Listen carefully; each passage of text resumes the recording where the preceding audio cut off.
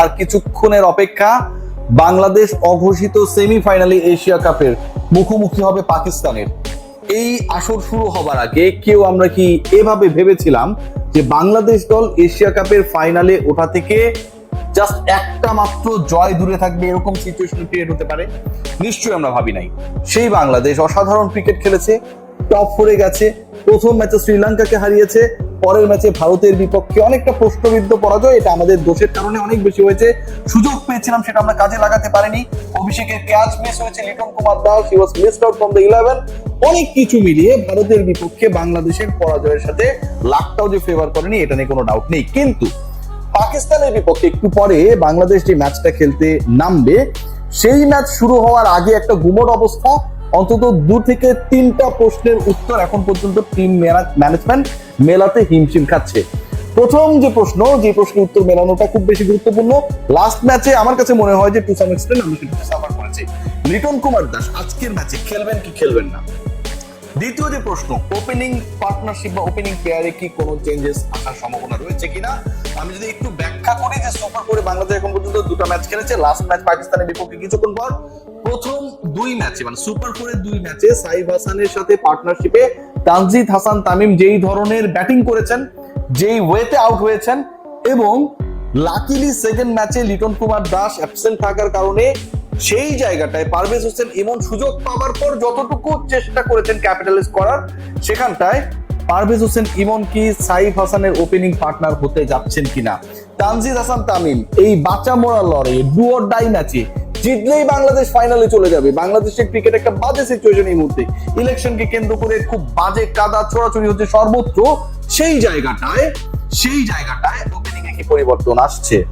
Third যে point, এটাও খুব গুরুত্বপূর্ণ, বাংলাদেশের লোয়ার মিডল অর্ডারে কি আমরা এক্সপেক্টেড কোনো চেঞ্জ দেখতে পাবো কি পাবো না?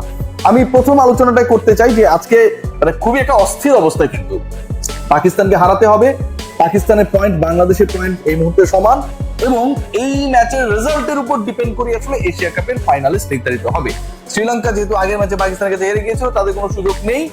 কিন্তু বাংলাদেশ পাকিস্তান যেহেতু হেড টু হেড এবং যেহেতু 2 দলের পয়েন্ট সমান, সো এই দুই দলের জয়ী দলই আলটিমেটলি ভারতের সঙ্গে হবে ফাইনালে। বাংলাদেশে এই ম্যাচের আগে লিটন কুমার দাসের থাকাটা কয়েকটা কারণে খুব বেশি গুরুত্বপূর্ণ। প্রথম কারণ সেটা হচ্ছে Liton Kumar Das as a captain, as a batter in a proper form right now.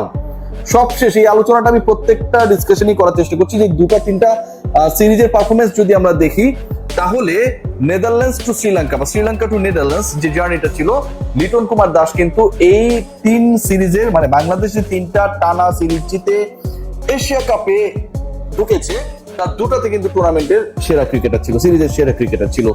Asia কাপে বাংলাদেশের প্রথম ম্যাচের man of the match Liton Kumar Das দারুণ একটা ইনিংস খেলেছিলেন হংকং এর এগেইনস্টে।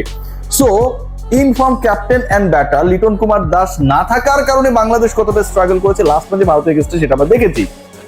অভিষেক শর্মা ব্যাট করছেন, অভিষেক শর্মা ব্যক্তিগত 7 রানে রয়েছেন, ভারতের দলীয় স্কোর 10। ওই সময়টায় যেভাবে তার ক্যাচটা মানে এরকম হ্যাপ চান্সেস গুলোকে আপনাকে তো আসলে ক্যাপিটালাইজ করতে হবে। এগুলো যদি ধরতে না পারেন, এই সুযোগগুলো যদি কাজে লাগাতে না পারেন, ইন্ডিয়ান ব্যাটাররা নিশ্চয়ই হাতে বল তুলে দেবে না যে ক্যাচ নাও, আমাকে আউট করে চলে যাও। তো ঘটনা কিন্তু সেটা না। জাকের আলী অনেক কিন্তু সেই জায়গায় তার রোলটা প্রপারলি, যে এক্সপেকটেশনসটা ছিল যে Bangladesh hard and soul try করবে, ইন্ডিয়াকে হারাতে হলে you have to give it 200%, সেই জায়গায় ফেল করেছে। লিটন থাকলে প্রবাবিলিটি অনেক বেশি ছিল অভিষেক শর্মা সেই জায়গাটায় হয়তো আউট হয়ে যেতেন। ক্যাপ্টেন্সির জায়গায় আপনি দেখেন না, বাংলাদেশ দলের ক্যাপ্টেন ডেফিনেটলি মানে একটা বিগ রোল প্লে করে টু মেক দ্য 11। সো ওই জায়গাটায় আপনি দেখেন বাংলাদেশ ক্যাপ্টেন জাকির আলী অনেক পিক শাক মেহেদি টু দ্য 11। আপনার যেখানে এক্সপ্লোসিভ ব্যাটিং ডিপার্টমেন্ট ইন্ডিয়ান, এবং সেই ইন্ডিয়ান এক্সপ্লোসিভ ব্যাটিং ডিপার্টমেন্টে লেফটি ব্যাটার্সরাই সবচেয়ে বেশি ভয়ঙ্কর। আপনি কেন ভাই অফ স্পিনার শাক মেহেদিকে খেলাবেন না? কি কারণে খেলাবেন না? পাওয়ার প্লেতে তারা যে 6 ওভারে 72 রান নিল, এটাই তো আসলে বড় ব্যবধান করে দিয়েছে। পরের 10 ওভারে যে ইন্ডিয়া 66-67 বেশি তুলতে পারে নাই, সেই ইন্ডিয়া প্রথম 10 ওভার 1 বলে করেছিল 100+। এবং এই জায়গাটায় আমার কাছে মনে হয় যে ক্যাপ্টেন্সির একটা বড় ধরনের ফল্ট ছিল। নাসুম আহমেদ বাঁহাতি অর্থোডক্স, তাকে অভিষেকের সামনে আপনি পাওয়ার প্লেতে 2টা ওভার দিয়ে দিলেন, আমার মাথায় অন্তত ঢোকে না যে আসলে কি কাজ করছিল জাকের আলীর মাথায়। তো আমি যেটা বলছি যে batting wise you need Liton Kumar Das, cause তিনি এই মুহূর্তে বাংলাদেশের টপ ফর্ম ব্যাটারদের একজন, এবং captaincy wise definitely you need Liton Kumar Das in this very much important match against Pakistan. লিটনের থাকাটা গুরুত্বপূর্ণ, এবং আমার কাছে যতটুকু মনে হয় যে ভারতের বিপক্ষে লিটন কুমার দাসকে অনেকটাই রিস্ক না নিয়ে বসিয়ে রাখা হয়েছে, যেন পাকিস্তানের বিপক্ষে যে ডু অর ডাই ম্যাচটা হবে সেখানটায় যেন কোনোভাবেই আমরা লিটনকে মিস না করি। It could be one reason. Second point যেটা, ওপেনিং এ কি চেঞ্জ আসছে? ওপেনিং এর চেঞ্জটা নিয়ে যথেষ্ট ডিসকাশন হয়েছে। গত রাতে এই ডিসকাশনটা টুকটাক ভাবে ঢাকায় অবস্থানরত যারা তারা নাকি করেছেন, এবং বাংলাদেশ ক্রিকেট বোর্ড আপনারা সবাই জানেন Nazmul Abedin Fahim cricket operations chairman, এই মুহূর্তে তিনি দুবাই অবস্থান করছেন, দলের সাথে রয়েছেন। তিনিও ইনফর্মড হয়েছেন যতটুকু আমি শুনতে পেয়েছি যে ওপেনিং এ আরো একবার বদল করা যায় কিনা। আপনারা সাইফ হাসানের সাথে লাস্ট ম্যাচেও দেখেছেন তানজিদ হাসান তামিমের পার্টনারশিপ, সেখানটায় পারভেজ হোসেন ইমনকে ইনক্লুডেড করা যায় কিনা এই ডিসকাশনটা রয়েছে।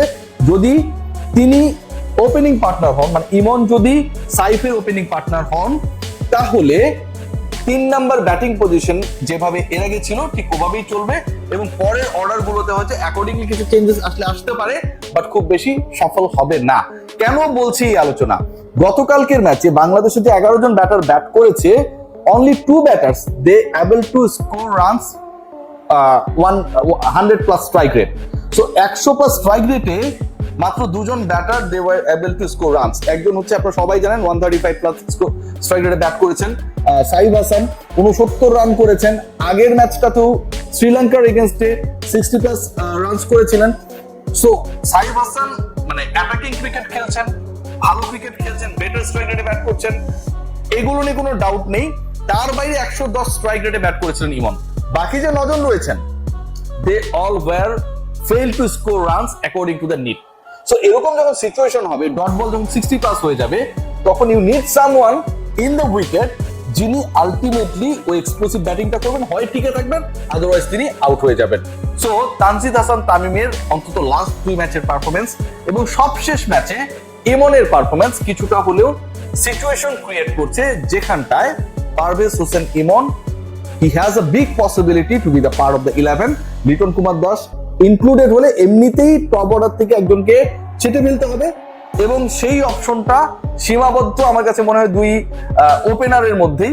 সাইফ হাসানকে যদি বাদ দেই, ইমন এবং তামিম, সো এই দুজনের মধ্যে একজনকে বসতে হবে, এটা নিয়ে কোনো ডাউট নেই। লোয়ার মিডলে কি হবে? মিডল অর্ডারে আমরা দেখেছি যে নাম্বার 4 ফেইল করেছে, নাম্বার 5 ফেইল করেছে, লাস্ট ম্যাচে নাম্বার 6 ফেইল করেছে। সো ওইখানটায় নাম্বার 4, 5, 6 এ তাওহিদ হৃদয়কে আপনি সরাবেন না, বসাবেন না, নো ডাউট। লাস্ট ম্যাচে খারাপ করলেও তার আগের ম্যাচে তিনি শ্রীলঙ্কার বিপক্ষে বাংলাদেশের উইনিং টোনটা সেট করে দিয়েছিলেন। কিন্তু 5 এবং 6 যে রোড, Shamim Hossain Patwari, the way he got out খুবই দৃষ্টিকটু ছিল। My very favourite cricketer, but the way he got out এটা কোনোভাবেই আমার কাছে মনে হয় যে কনভিন্সিং যে কারোর জন্য ছিল না। আবার জাকের আলী অনেক, আমার কাছে মনে হয় সবশেষ 3 ম্যাচে যদি আপনি খেয়াল করে দেখেন যে একটা ম্যাচে তো আসলে টানা 4টা-5টা বল টাচ করতে পারলো না। এর আগের ম্যাচ মানে ভারত ম্যাচের আগের ম্যাচ যেটা শ্রীলঙ্কা ম্যাচ, ওই ম্যাচে টাফ সিচুয়েশন ক্রিয়েট করার ক্ষেত্রে তার একটা বড় রোল ছিল। তিনি 2টা 4 মেরেছেন, 4 বলে 5 বলে 9 রান করেছেন। কিন্তু যখন আসলে একটা সিঙ্গেল বা কাপলস রান নিলেই হয়ে যায়, উইকেটে টিকে থেকে জয় নিশ্চিত করা যায়, সেখানটায় নো রিজন হিট করতে গিয়ে আউট হয়ে যাওয়া, বোল্ড আউট হয়ে যাওয়া কোনো কারণ ছিল না। ক্যাপ্টেন হয়ে যেই ম্যাচটাতে নামলেন, সেই ম্যাচে তিনি ক্যাচ মিস করেছেন গুরুত্বপূর্ণ সময়ে। অভিষেক শর্মার ক্যাচ মিস করেছেন, তিনিই আলটিমেটলি ম্যাচের ব্যবধান করে দিয়েছেন। ব্যাট করতে নেমে তিনি ফ্লপ হয়েছেন, এবং ক্যাপ্টেন্সি ওয়াইজও তিনি ফ্লপ ছিলেন।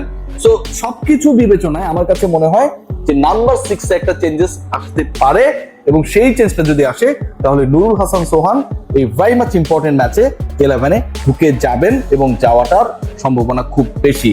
Bangladesh right now they are in a very very much tough situation, কারণ এই ম্যাচে জিততেই হবে। আগের ম্যাচে সুযোগ পেয়েও বাংলাদেশ কাজে লাগাতে পারেনি, এবং প্রপার 11টা আসলে খুব বেশি করা গুরুত্বপূর্ণ।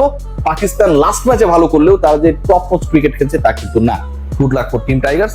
দেখা যাক শেষ পর্যন্ত আজ কি হয়।